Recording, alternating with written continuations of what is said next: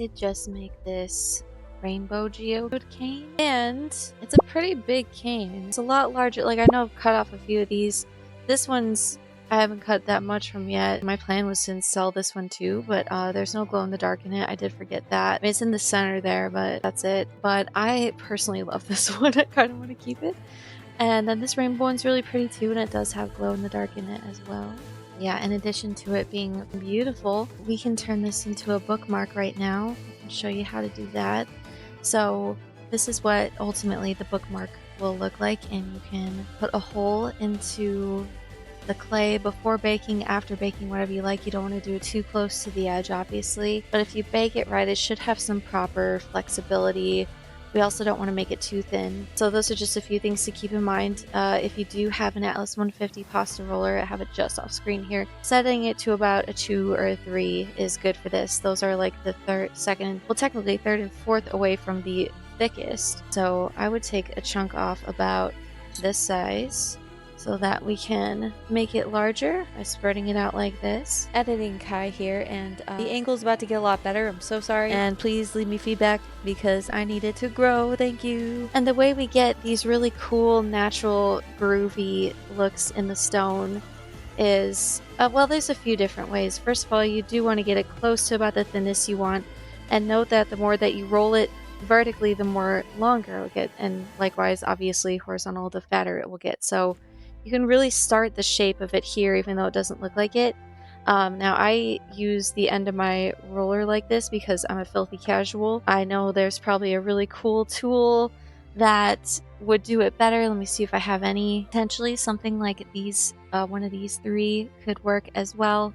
Most notably, probably this one. However, this one's good for maintaining an edge. So, oh look, a dog hair. We always want to get that out of the way. But yeah, you always want to be on the lookout for animal hairs. Clay really loves animal hair. So, wait, I just set up my sister's camera. Well, sweet damn, I actually got something to work right away. Is that better?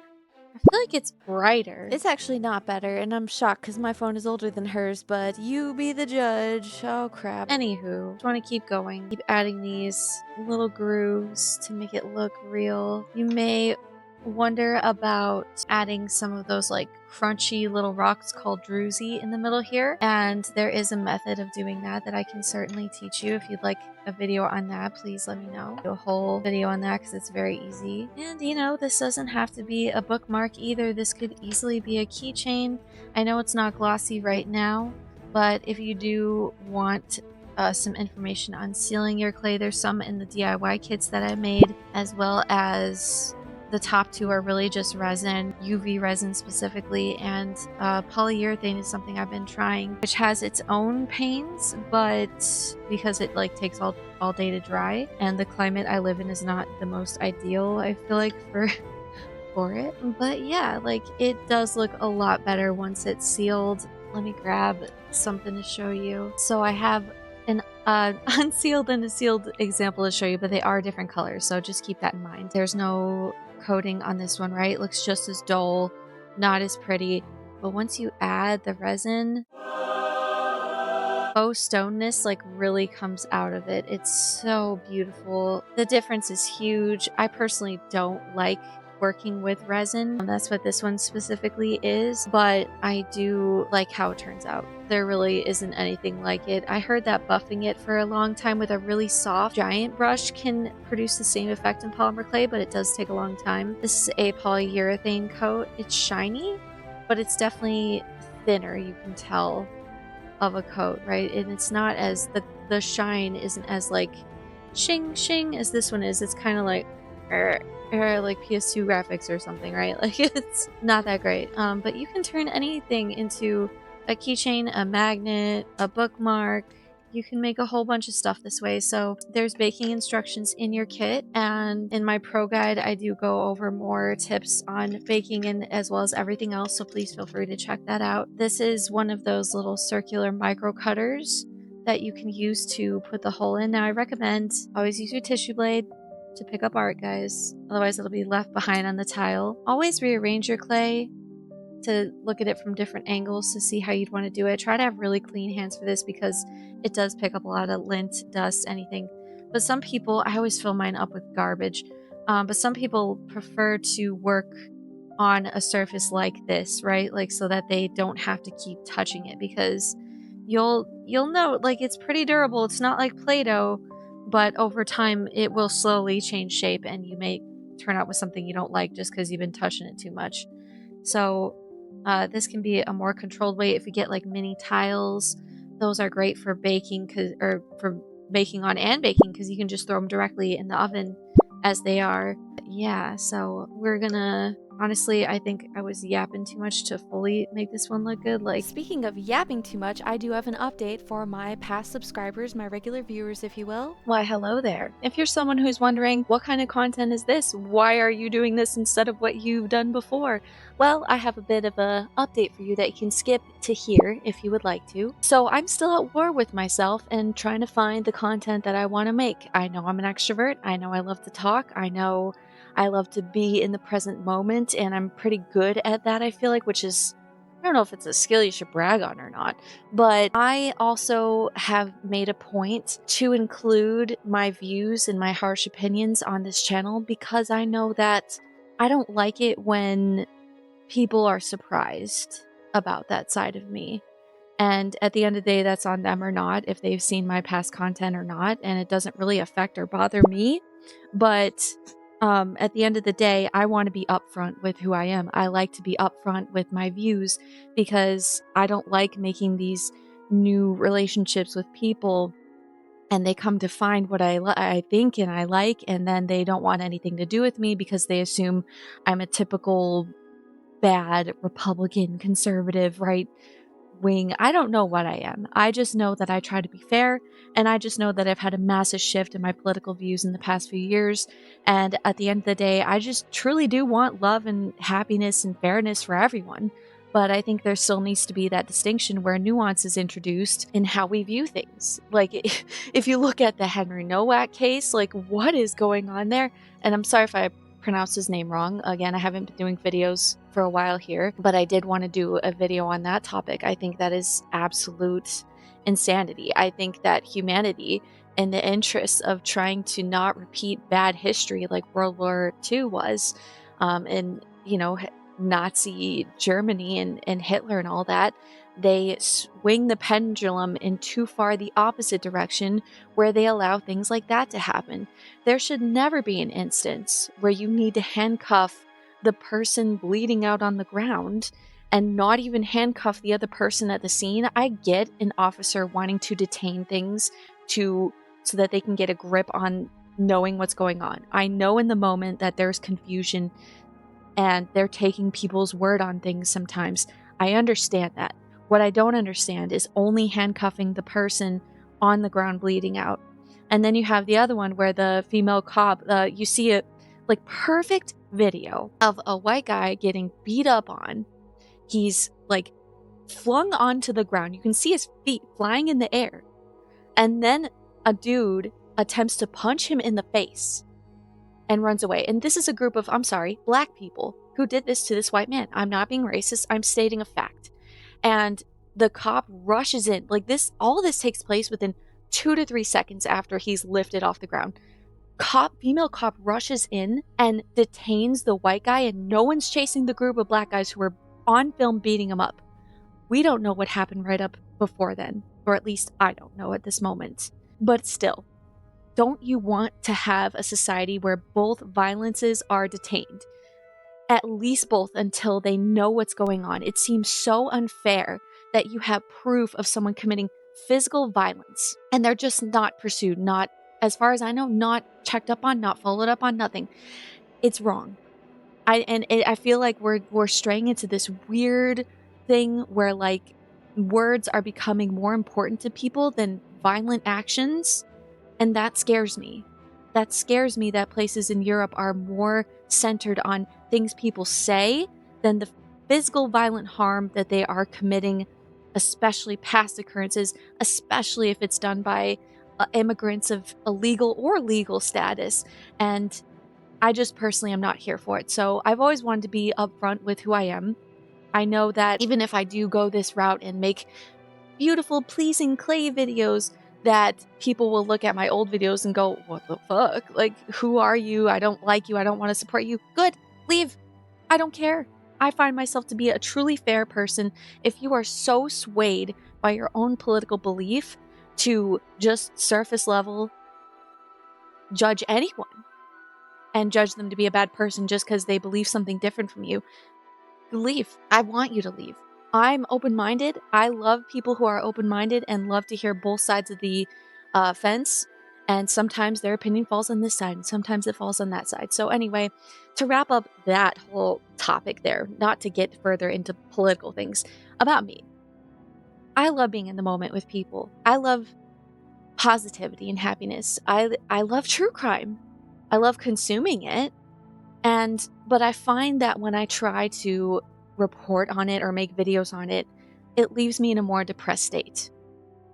And I don't know why that is, because I can consume it at length, but the second that I have to review it, then film myself talking about it, and then edit it, I've now entered a very depressive cycle.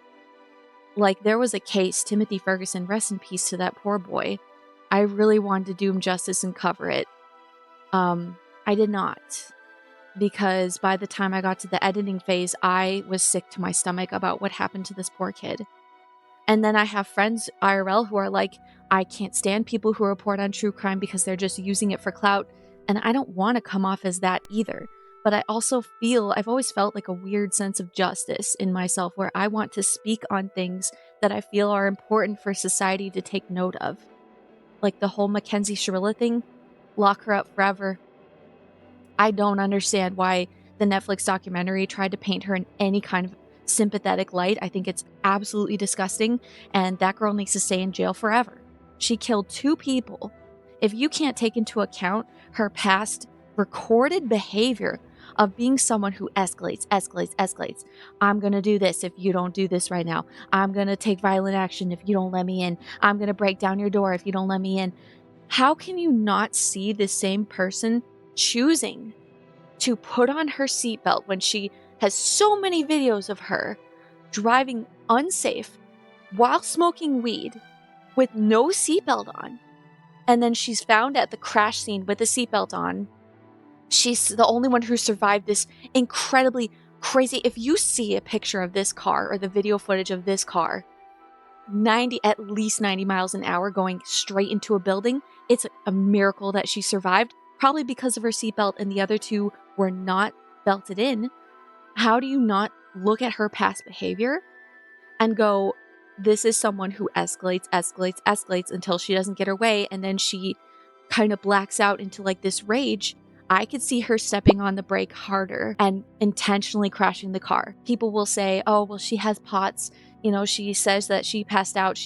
And people will say, well, if she passed out, then why would she lean so heavily on the gas? I get that, and I don't. Because this is something I learned in taiko from like hitting on drums. Your dead weight is heavier than you would expect and actually stronger than like your like controlled weight, right? There's no resistance there. Your dead weight is much stronger, but the chances of her passing out due to POTS is something that people can feel, I think, lightheaded, or their blood level or something changes when they go from vertical to horizontal like quickly. She was sitting in a car for a good while. She was seen at 5 minutes before the crash taking a very slow, proper right turn with her indicator on and everything. So how do we go from that to all of a sudden she's passed out? That makes 0 sense to me. I can admit there might be a rare chance that she passed out and her foot just happened to land on the accelerator. I'm sorry if I said brake a second ago. I might have, I don't know. I don't buy it though. I think this is a person who has proven to be harmful to society, who doesn't care about her driving inebriated amongst society. And I think she escalated that situation because she didn't get something she wanted in the car at that moment, and then she decided to crash it. I think it's very hard to pass out behind a wheel and still proceed to go in a fairly straight line straight into a building. You would think there'd be some swaying of the car. There's lots of footage catching this car going as it did. It sounds like a fucking missile the way it hit the way it was zooming and the way that it crashed.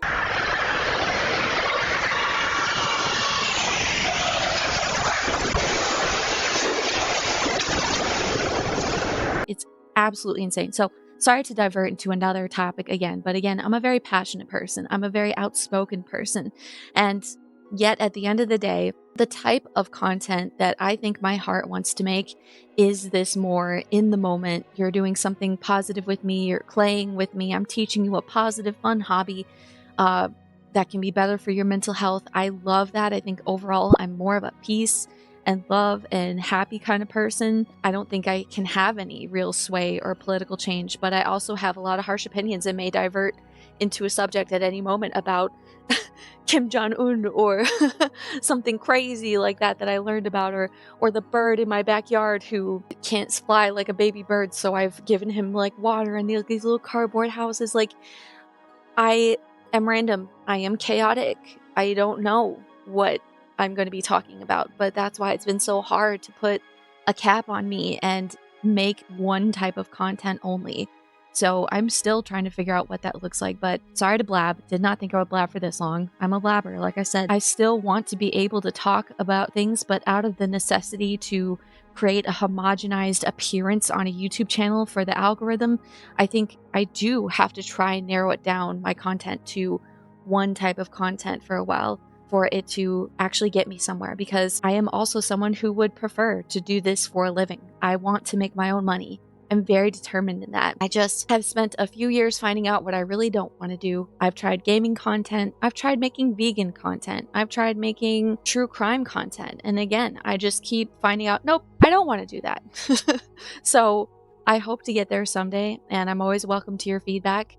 And I think there's a future where I just utilize the membership program, right? Like, I'll have like a normal homogenized type of content, and then my membership videos will be those little extras that you may want to hear about from me, like maybe a Patreon where you can be like, hey, I really want to hear what you think about this. But I've had people suggest things to me before, and it's like, yeah, I do find that really interesting and everything. At the end of the day, I watched it and I didn't make content off of it. I cannot be swayed to make content on what I don't want to make. I'm only interested in doing what I want to do. I can't force myself. I already have oppositional defiancy disorder, and this is what I'm working with, my chaotic soul. So thank you for being here. If you do find that you like me, you must be a weirdo as well if you do. But you're welcome here, and thanks for hearing me out, and I hope you have a great rest of your day. Like, there's another weird rule with clay that if you're gonna roll, you need to roll from both sides, otherwise you'll see how much pink is on this side here. In fact, this side almost looks better. Whenever you roll something, you want to roll it from both sides. Sorry, I saw a hair. But I think we're going to keep it on this side anyway. I don't know. What do you guys think? It's hard to say. At least both sides are cool looking, because if it's a keychain, if it's a bookmark, you're going to be seeing both sides of it anyway. And you can certainly resin both sides if you like. I did not for this one, and I kind of like touching the clay, which is weird. But I just worry it would be too thick for a bookmark, really. But honestly, it's been a good bookmark. Like, it hasn't... I know it's small and a little slippery, but it hasn't really slipped out or anything. So some people can't like to just mark where they're going to put the hole without cutting all the way through. And that way, after it's done baking, you can just kind of pop it out. But some people, like me, I don't know, I just rip it out. Like, it's fine. And then if you do this, always lift with a tissue blade. You'll see that little dot come back out. And we're going to add that back to our scraps because it is plastic at the end of the day. We don't want to create plastic waste. We want to reuse everything we have going on. This is a project. There's mini projects everywhere. But so bake this per your instructions. Choose to seal it or not. And tag me in your results because I would love to see them. Thanks for hanging out with me. Let me know if you have any questions, concerns, comments, complaints. And I will see you in the next one. Bye-bye.